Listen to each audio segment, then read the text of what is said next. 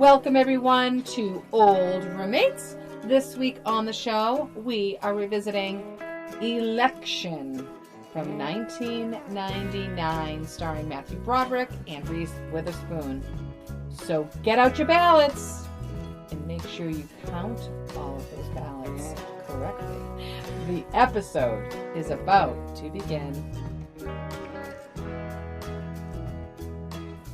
Hey everybody, welcome to Old Roommates, the only podcast that revisits pop culture through a middle-aged lens. This is Brian. And this is Christina. And this week we're talking about Election from, get this Christina, April 23rd, 1999. And I'm sorry, what's today's date today?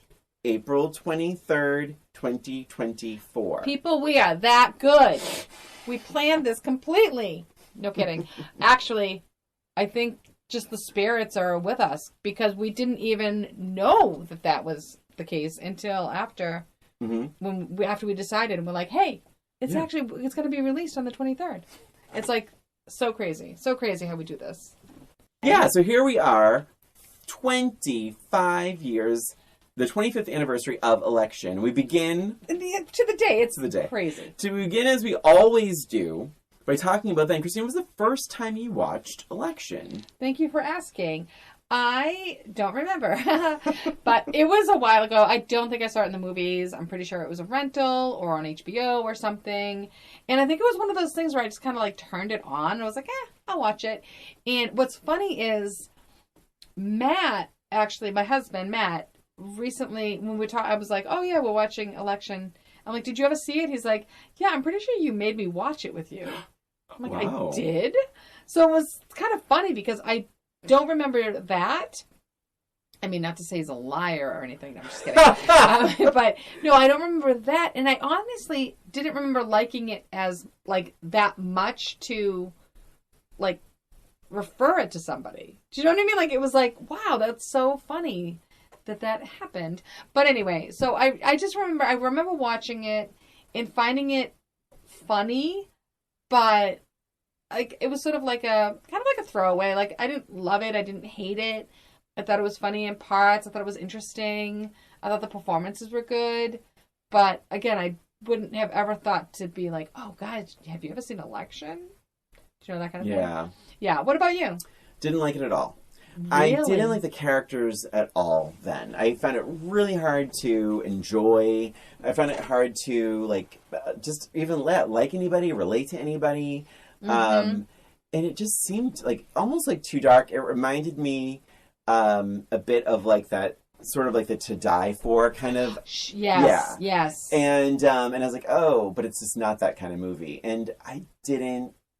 But you loved To Die For. I did. Yes, yeah. So that's the difference there. So, but I just didn't really care for this movie back then. But here we are, 25 years later. To the day. And we're discussing it. So when did you rewatch it?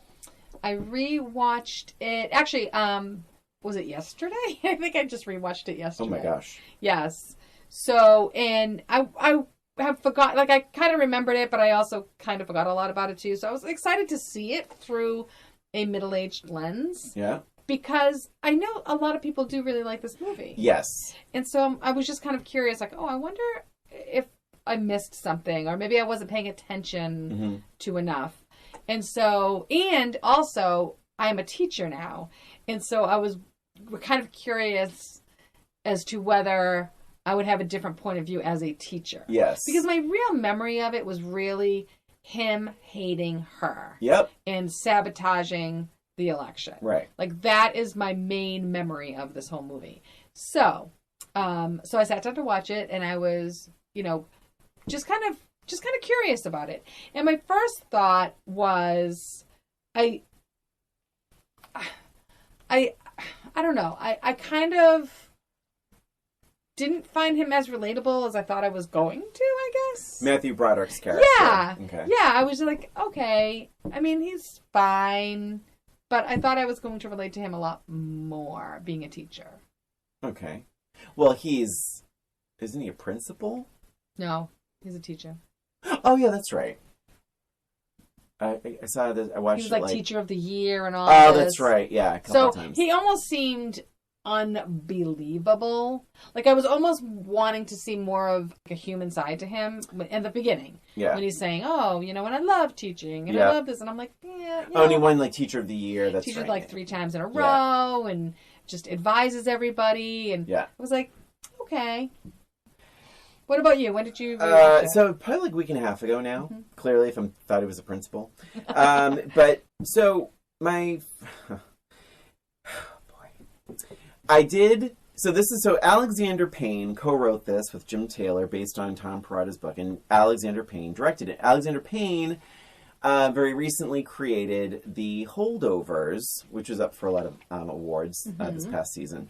So, and I was excited to actually watch it. I'm like, I didn't like it, and how cool will it be to rewatch it? I mean, all the talent in this movie, Reese Witherspoon, Matthew Broderick, still a lot of good people. And so it starts, and they have that freeze frame of Tracy Flick in class. Oh, with that crazy expression. The narration. And I was like, oh, this could actually be pretty funny. And the fact that Reese Witherspoon has this like really awkward freeze frame is like, there's a different kind of approach here. But then he says, but there's one more thing about Tracy you should know. I almost don't even want to say the line. It cuts to this character named Dave Novotny, and he says, oh, right. Her P word gets so wet. Yeah. And I was like, that was a lot. Now, here's the thing. I know that Dave Novotny is not supposed to be an upstanding citizen. I know he's supposed to be like a really gross guy. Mm-hmm. At the same time, I feel like the movie is almost a little bit on the men's side pretty consistently in this movie. Yes, for sure. I felt that was done for laughs. I think that was supposed to be like a shock laugh. Mm-hmm. I didn't laugh. I didn't laugh either. This is statutory rape.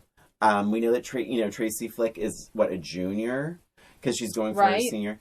She's probably 17 at the most, probably. That's right. He does say, Matthew Broderick's character, does say to Dave, this is illegal.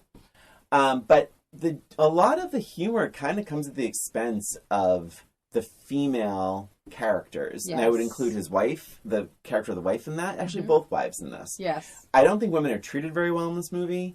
That is and once I had that thought in my head, scene after scene kept reinforcing. Well, it just gets a little bit more amplified too. Yeah. You just notice it so much easier. When that line was said, I had forgotten that it was about her. Yeah. And I was still shocked.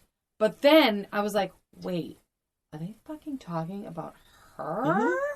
Mm-hmm. I was high school student. Very, very surprised. I forgot all about that little side storyline. Yeah, I did not. And I was just like, oh my God. Oh, and then playing 3 Times a Lady while she's sitting on the sofa drinking soda, and he's trying to romance her. And it's done. I'm sorry, this is done for laughs. It is definitely done for laughs. Like, even the song choice and, like, him, like, kind of being bumbling and, like... Yeah, isn't... Super, super creepy. It's really fucking creepy. Even creepier through my middle-aged lens. Yes. The tone is incredibly messy because it wants everything. This movie wants to be slapsticky. It wants to be dramatic because there's also some real drama involving Dave fighting with his wife. Yes. There's the drama of... what is his name? What is his character's name? I can't find it. The teacher. Matthew Broderick's character. Why, I usually write it down and I didn't this time. Oh my God, I'm sorry, everybody. Oh my God, I'll look it up. Was it McAllister? It's Mick something. Okay, McAllister. So, and then it's like, and he's kind of dealing with like a quote unquote a dead marriage. Like, but then it's mixed in with like scenes of like Paul, played by Chris Klein, wiping out skiing, which is also done for laughs. And I'm like, the tone is so very bad. Very uneven, bad. Very messy. Which brings me, though, to a huge bright spot in this movie. Mm-hmm. Chris Klein is outstanding. He's so cute. And I love this character. His character's like really So sweet. All of this other evil stuff going on all around him. Yeah. All around him. He's just naive Yeah. and sweet and so good-hearted. Yeah. He was a bright light. Jim McAllister. Is that what we said? McAllister? Yeah, McAllister. So, really quick, trivia. This is Chris Klein's first movie No ever. way. Yeah. Wow. Yeah, I think he's excellent in this. And that's a middle-aged lens thing. Yes. But... yeah, he's really good. Yeah, and I wrote again, it's like, again, it just reminds me a lot of To Die For. It's like, like that snowy, it's like, even when he gets stung by the bee, right? And then he's like, it's like this kind of sort of sad, sloppy, yeah, it's just, it's rough. And then the narration is really narrated rough. by 4 different characters. Like, Yes. it's just, so, once again, unfortunately, I really hoped that my 27-year-old brain was wrong, but I hate to say, I didn't like it all over again. Yeah. I also did not like it. Yeah. Much more than I liked it a lot less than I did before. Not that I loved it, but I just didn't even like it at all this time around. They want us somehow to be on the side of Mr. McAllister. Completely. And he is such a dirty fucking asshole dog. He is cheating on his wife. He is being mean to the children. Yeah. And then Tracy Flick, why? Because he's jealous? Why? Because she is smart. She's smart and successful. And she has yes. a huge Is she future in annoying? front of her? Absolutely, she is annoying. You are a teacher. Kids are annoying. That's just the way it is. So you're going to sabotage her? You actually have it almost feels like a deep-seated hatred. And I get, okay, he's blaming her for the affair of his friend. Which is so disgusting. He's blaming Yeah, her. he is. She is a child of 17 years old, possibly 16 years old. Yeah. And he's blaming her. He cheats on his wife. He has sex with his friend's wife. Yeah. Oh, he does, right? Yeah, he does. Yeah. He cheats. Yeah. He lies. Yeah. He's manipulative, and we are supposed to be rooting for him? Right. I don't get that at all. Not even a little bit. I'm like, no. He's a bad person, and I do not want him to succeed. I want him to get caught. I want him to just someone to be like, you're an asshole. He deserves every I was bad so thing happy that when he happens got to him. fired. Good. He The doesn't thing is, deserve his job. It's almost like I feel like the movie's trying to say, look at the lengths people are pushed to. And it's like, but no. And all Tracy is trying to do, she obviously was brought up, and I actually appreciated the fact that they showed her upbringing a little bit. Yeah. Because I felt a lot of sympathy for her. She has this really demanding mother. Yeah. And she has difficulty making friends. Yeah.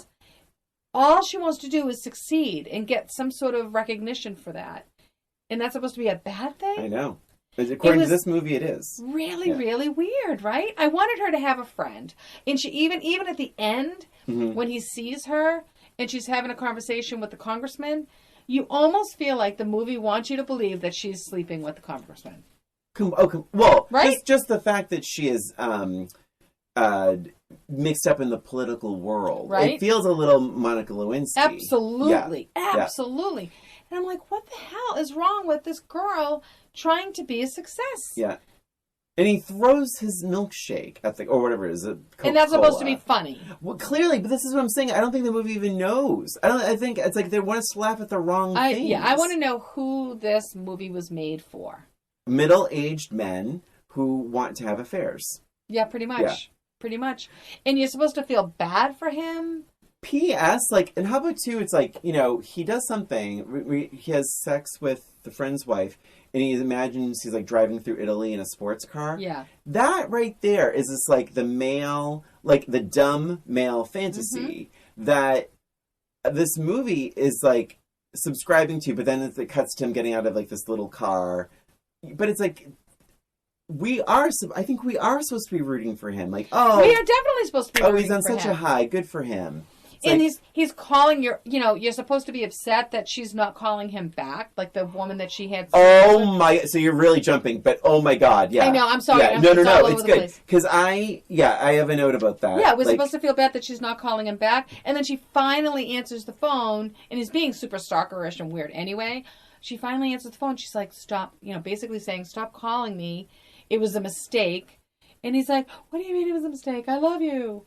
And I'm sorry, as an audience member, am I supposed to want him to be with the woman he had sex with, his best friend's wife? I don't understand this. I have it right here. I wrote, gee, I really hope this cheating, lying, dirty guy finds happiness.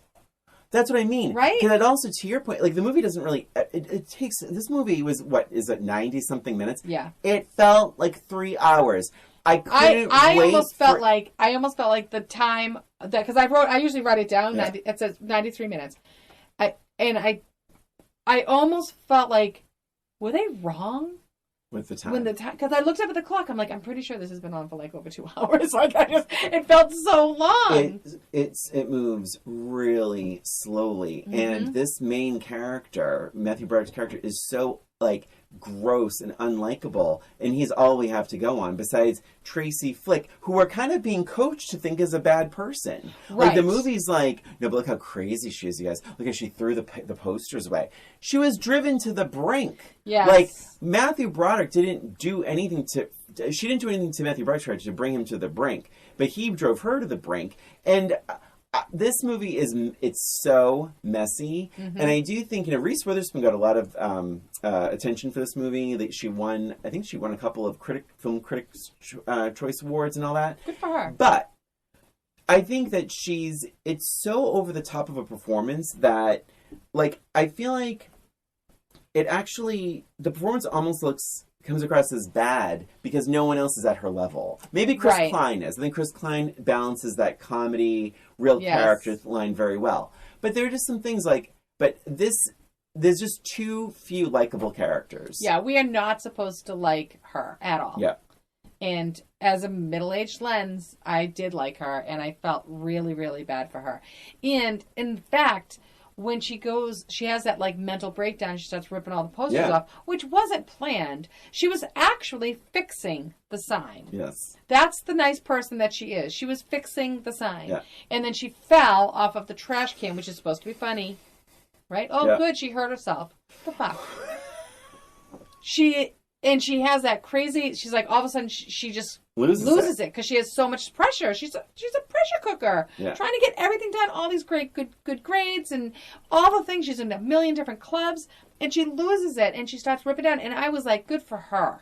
Like, I felt really happy that she was doing all of this stuff, like ripping all the signs down, because I felt like she needed that release because she was so wound up. Yeah. I think, like, what was weird to me about that is that, like, she drove far away to dump the posters, but I'm like, listen, you could have just left them in the trash, because whoever ripped them down was obviously angry. So, meaning, like, it doesn't matter where they are. All that matters is who ripped them down. Right. So, if you had left them in the trash can, who cares? What difference would it have made? Like, she seemed a little too smart for that. Yeah.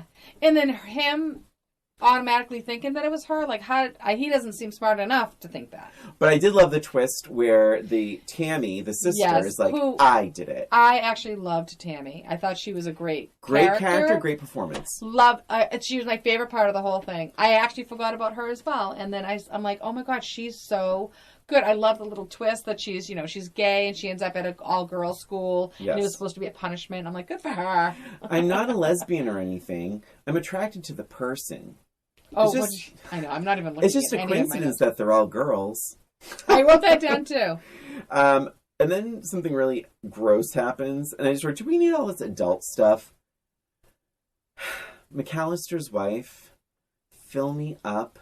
Oh my God, gross. The face changes. Like the back of her head, or is it her face? It's her face. So he is doing her doggy style. So you're seeing her naked back. Yes. And the face, the back of her head changes first to the wife, the wife of his friend. Yes. And then to Tracy. To friggin' 17-year-old Tracy, saying, and he is like angry fucking her. And she's saying, and she's saying, fuck me up, fuck me up, yeah, you know. fuck me, yeah.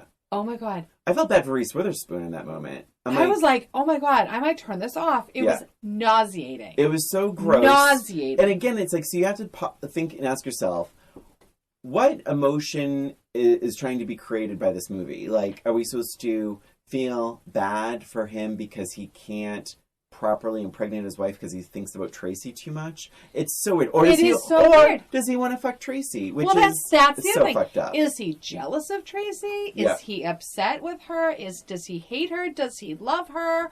Does he want to fuck her? Does he want to ruin her? It is so all over the place. So all over the place. And I did love Tammy's speech, speaking of jumping all over the place.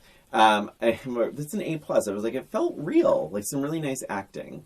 Yes. I really liked Tammy a lot. And then, let's see. My next note is, I love Chris Klein's tone of voice. Oh, it's so good. Yes. He's good. I loved him, too, a lot. I did write. So, at one point, he leaves his mother's wife, who the wife is Molly Hagan from... Herman's Head and The Golden Girls and Some Kind of Wonderful. Some Kind of Wonderful is what I have written down, yes. She was Shane. That's right. In one Some Kind of Wonderful. So he leaves the bed from her to go watch porn. Mm-hmm. And what is the porn that a teacher is watching, of course? Oh, God.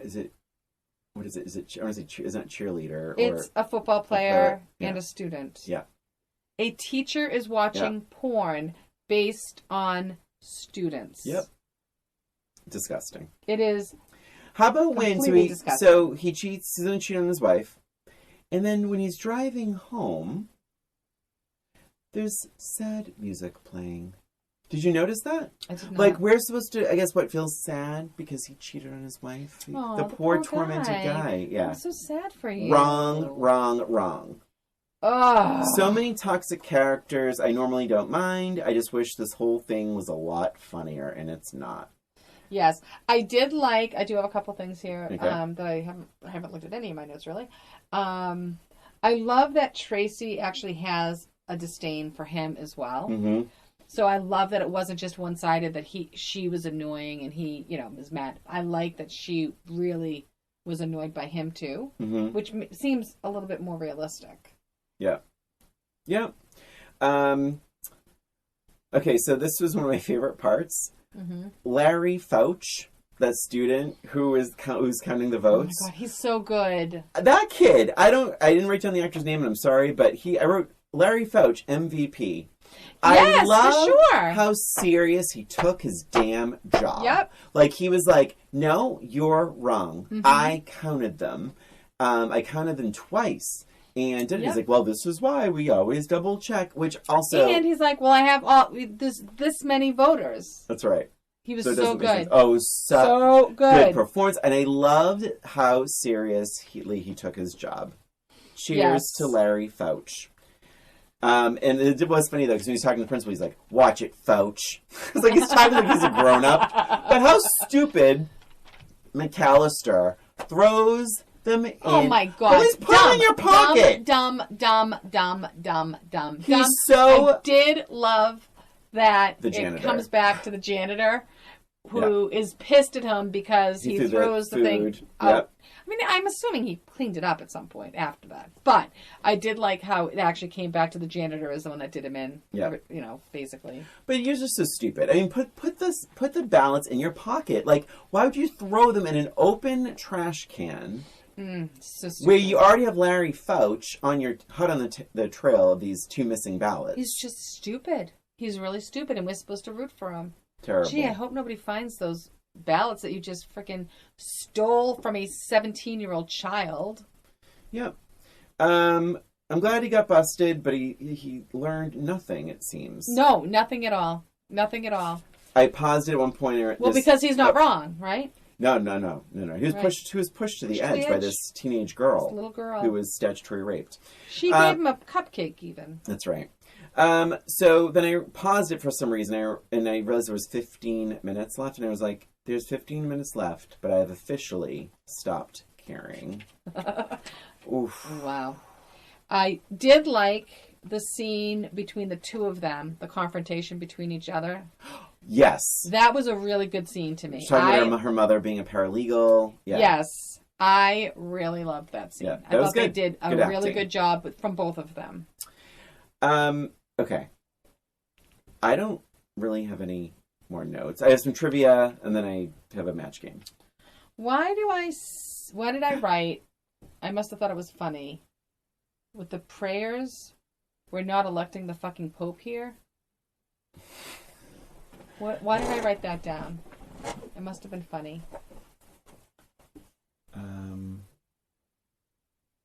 I don't remember. Anyway, yeah. That was written down. And, and I did say, here's a positive kind of. So they're showing her doing the yearbook. Yeah. And doing the pictures. Yeah.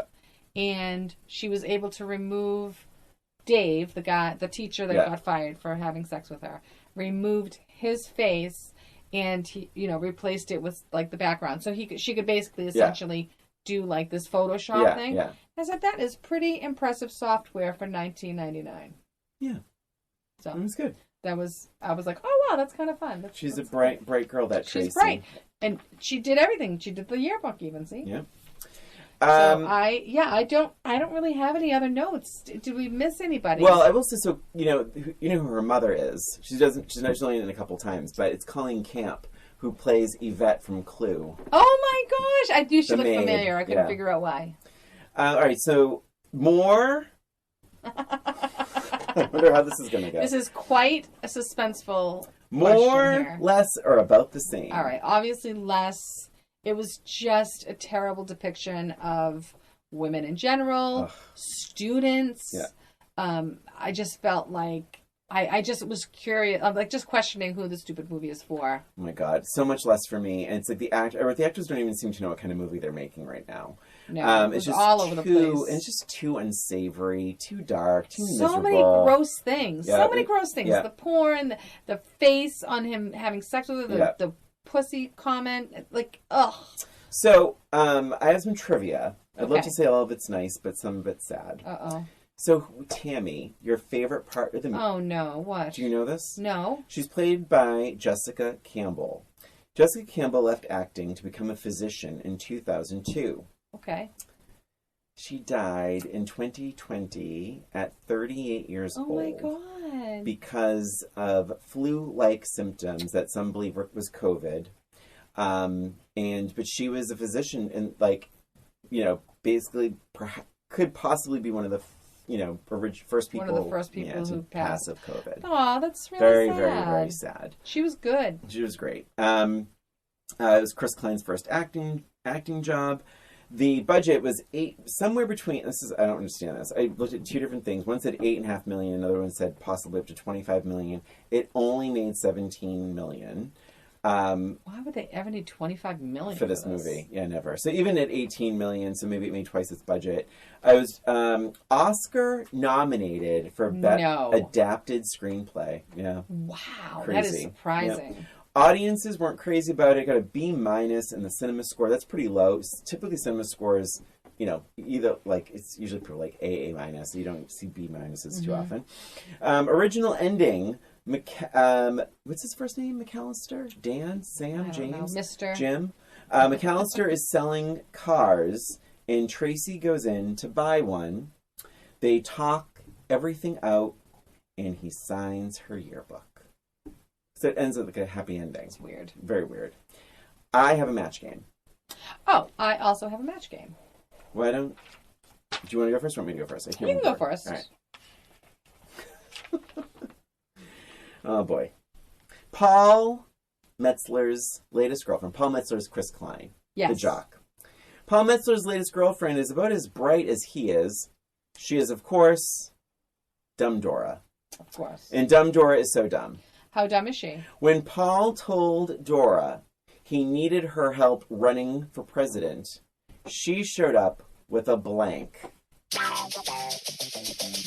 He needed help running for president. Running for president. She showed up with a blank. Dumb Dora. All right. Dora, I need help running for president. All right. She showed up with a blank. All right, Dumb Dora. Paul said, I need help running for president.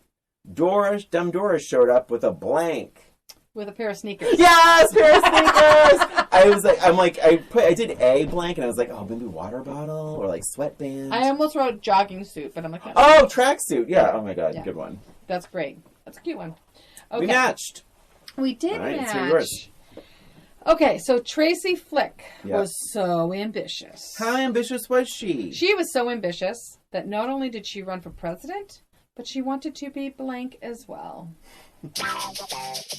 Ding. Okay, Tracy Flick was so ambitious. She was so ambitious that not only did she run for president, but she wanted to be Vice president. Vice president. Double match. Double match. Nice. There was some positive that came out of that movie Exactly. after all. A double match. How did you watch it? I rented it. Yep, rented it From from the library? the library. And how about you? How did I watch it? I think I must have watched it maybe on Max. Did you have it? No. But And that that was was the election. election. Happy 25th anniversary election. And that's it for us and for this episode of Old Roommates. Thank you for listening. Please remember to follow us on Instagram or YouTube, where we have our episodes as well as a little extra. And if you have any questions about our show, any suggestions for movies we could revisit, reach out to us at oldroommatespod@gmail.com. Thanks again for listening. This is Brian. And this is Christina. Until next time.